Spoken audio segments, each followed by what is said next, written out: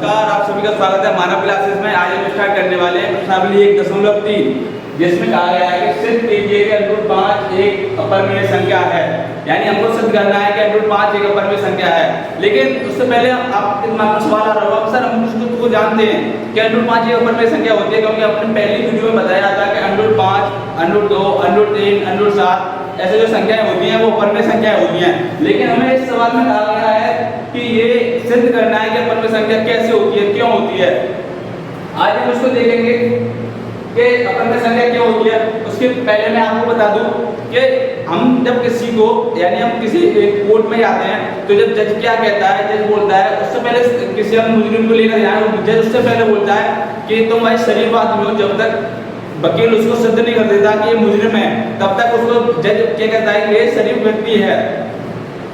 उसी प्रकार देखेंगे कि √5 का अपरिमेय संख्या है, हम जानते हैं, लेकिन उससे पहले हम क्या मानेंगे, इसका उल्टा मानेंगे। क्यों?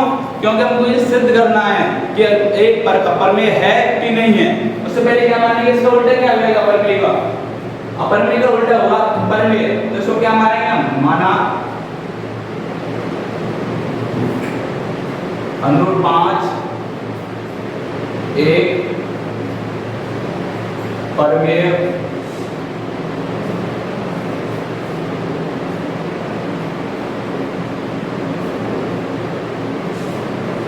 यानी हमने इसको मान लिया, इसका उल्टा। अब यहाँ से हम प्रोसेस स्टार्ट करते हैं इसकी कि √5 क्या है, एक अपरिमेय, तो परिमेय संख्या है। अगर मैंने बताया था परिमेय संख्या कौन सी संख्या होती है, यानी परिमेय जो संख्या होती है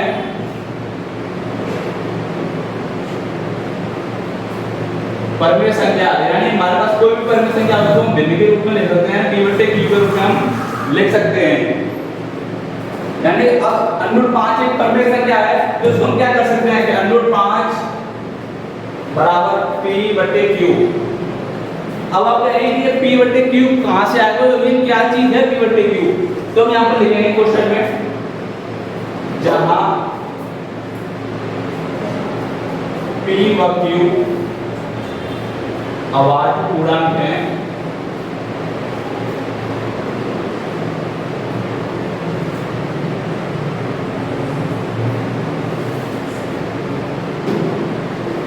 अभाज्य पूर्णांक है या और तथा इनके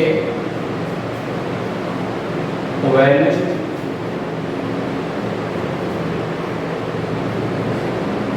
गुणनखंड नहीं है।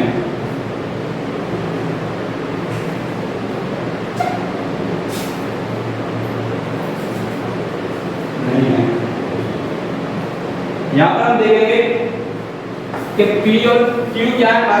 अभाज्य हमने क्या समझा था, अभाज्य संख्याएं वे संख्या होती हैं जिनमें एक का और खुद का ही भाग जाए और किसी का भाग नहीं है, क्या होती है अभाज्य संख्या।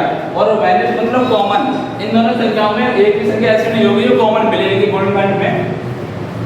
तो हमने क्या किया कि इन दोनों को √5 में क्या किया, p/q को बराबर लिख दिया। तो √5 इस q को इधर भेजा हमने, गुणा q बराबर क्या हो गया p। अब हम क्या करते हैं कि इन दोनों क्या करते हैं, वर्ग कर देते हैं दोनों तरफ। क्योंकि वर्ग हम इसलिए कर रहे हैं, वर्ग हम इसलिए कर रहे हैं क्योंकि देखते हैं इसके पास क्या है, रूट है, यानी रूट है, यानी स्क्वायर। स्क्वायर करने से रूट हट जाएगा, हमको रूट हटाना है। रूट हटाने के लिए हम वर्ग कर रहे हैं। अगर यहाँ पर 3 होता, 3 रूट होता तो हम क्यू करते, यानी घन करते इसका। वर्ग इसलिए कर रहे हैं क्योंकि यहाँ पर रूट है, तो दोनों ओर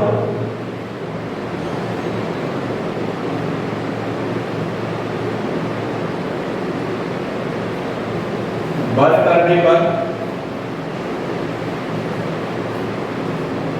दोनों वर्ग करेंगे तो √5q का वर्ग बराबर p का वर्ग।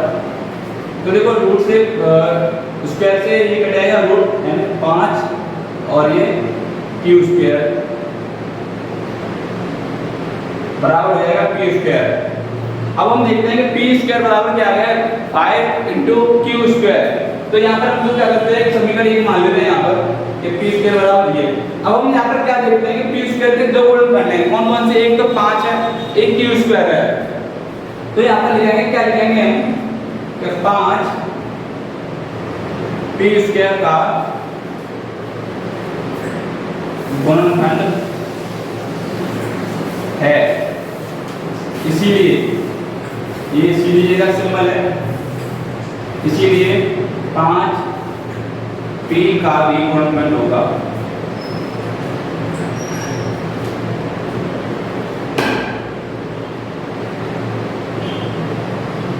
गुणनखंड होगा या ऐसे लिख सकते हैं 5p को विभाजित करेगा।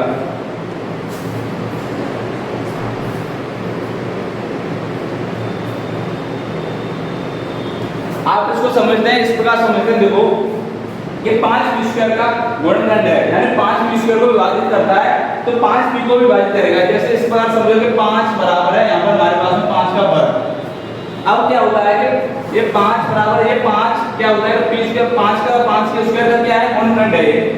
तो क्या होगा कि 5 जो है वो 5 का भी गुणनखंड है, यानी 5 क्या है 5 से अगर हम भाग देंगे 5 के स्क्वायर यानी 25 में तो 5 बार घटेगा, ये पूरा यानी विभाजित कर रहा है। अब 5 खाली बचे, जो 5 है 5 में भी 5 का भाग जा रहा है नहीं जा रहा है पूरा पूरा, इसलिए 5 क्या करेगा 5 का भी गुणनखंड होगा, यानी 5 को भी विभाजित करेगा। इसी प्रकार हमारा क्या है कि 5p को विभाजित कर रहा है। अगर 5p को विभाजित कर रहा है तो बताओ जब हम किसी जैसे जब भाग देते हैं तो उसका कुछ ना कुछ तो मान निकल के आता है ना।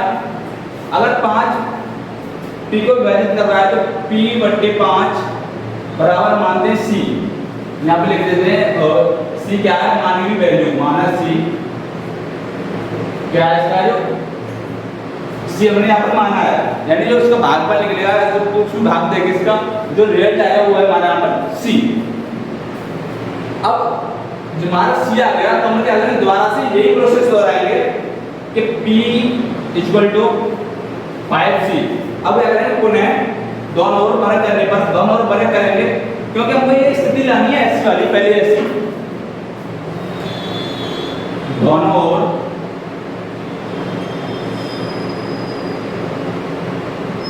पुनः वर्ग करने पर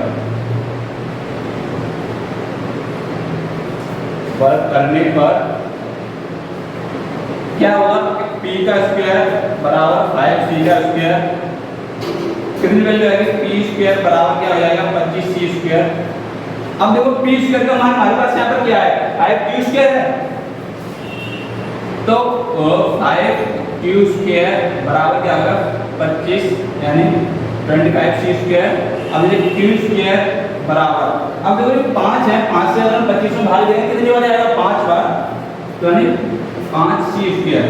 अगर हम आप ध्यान से देखें तो ये वही वाली स्थिति बनी है q² बराबर 5c² और p² बराबर 5q²।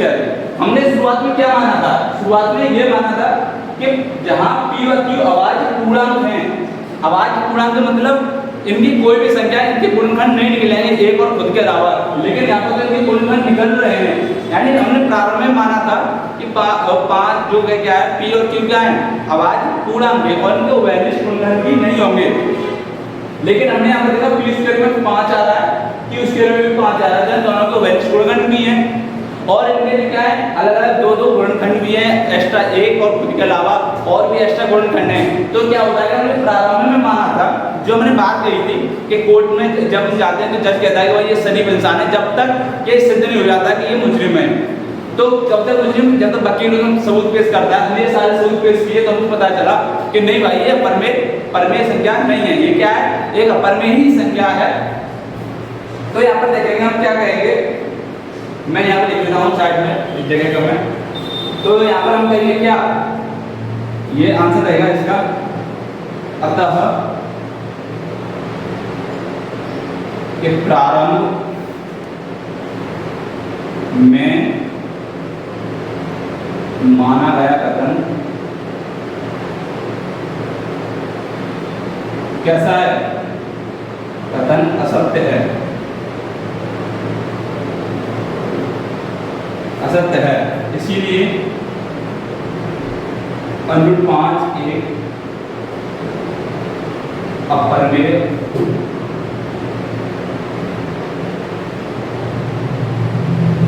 संख्या है। तो यानी कि लीजिए सिद्धांत यही इसका उत्तर हो जाता है कि हमने √5 को सिद्ध कर चुके हैं कि √5 एक अपरमेय संख्या कैसे है। मैं इसको रिवाइज कर देता हूँ। कि माना √5 एक अपर में संख्या है, क्या माना जब √5 हमको सिद्ध करना है कि एक अपर में संख्या है, तो जब पर में होती है तो p बटे q यानी भिन्न के रूप में लिख सकते हैं। जब हमने p और q जो माने हुए हैं वो क्या है, अभाज्य पूर्णांक है। अभाज्य पूर्णांक का मतलब इनके कोई भी गुणनखंड नहीं है एक्स्ट्रा। तो हमने क्या किया, q को इधर भेजा, ये सारे प्रोसेस मैथमेटिकल है, तो मैंने आगे भेजा तो √5q बराबर p, तो दोनों ओर हमने फर्क किया कि इसको रूट को हटाना था, जब रूट हटाया तो 5p² बराबर क्या है p²। जब हमने देखा कि 5 जो है p² का क्या गुणनखंड है, तो 5 खाली p का भी गुणनखंड होगा, क्योंकि हमने उधर देखा था 5 के स्क्वायर का क्या है गुणनखंड है, तो 5 का भी गुणनखंड होता है उसका। तो 5p को विभाजित करेगा, जब 5p को विभाजित करेगा यानी p बटे 5 होगा तो आएगा c। अब जब c आ जाए तो हमने क्या किया, p बराबर क्या होगा 5c, यानी 5 को इधर भेजा, तो दोनों ओर हमने क्या किया, द्वारा से वर्ग कर दिया। जब दोनों ओर अपने द्वारा से वर्ग किया तो क्या आएगा, p² बराबर 25c²। तो हमने क्या किया, p² का मान यहाँ समीकरण 1 से हमने यहाँ पर रख दिया द्वारा से, तो हमने देखा कि q² बराबर 5c² आया, जो पहले ऐसी स्थिति थी, यानी हमको q² और p² दोनों के गुणनखंड मिले। तो उससे हमको क्या सिद्ध हुआ कि ये जो संख्या में प्रारंभ मानी थी वो क्या थी, असत्य मानी गई थी हमारे द्वारा, जो कथन कहा गया था जज के द्वारा कि भाई ये मुजरिम नहीं है, लेकिन वकीलों ने क्या किया, उसको सिद्ध कर दिया कि मुजरिम है। तो जज ने आर्टिकल में कहा कि भाई मुझसे गलती हो गई, मैंने प्रारंभ मान लिया कि मुजरिम नहीं है, शरीफ इंसान है। इसी प्रकार हमने क्या किया, प्रारंभ मान गया, हमारा क्या था, कथन असत्य है, तो क्या हुआ, एंड में आकर पता चल गया कि ये अपरिमेय संख्या ही है। इसी प्रकार यहाँ पर एक प्रश्नावली 1/3 के ऐसे सवाल है, हम कोई भी सवाल आ जाए √2 का, जैसे √2, √3, √7, √11, यानी कितने भी ऐसे सवाल आ जाए हम इसी प्रोसेस से सभी को हल कर सकते हैं। आपको इस सवाल में प्रश्न में कोई भी परेशानी हो तो हमको कमेंट करके बताएं।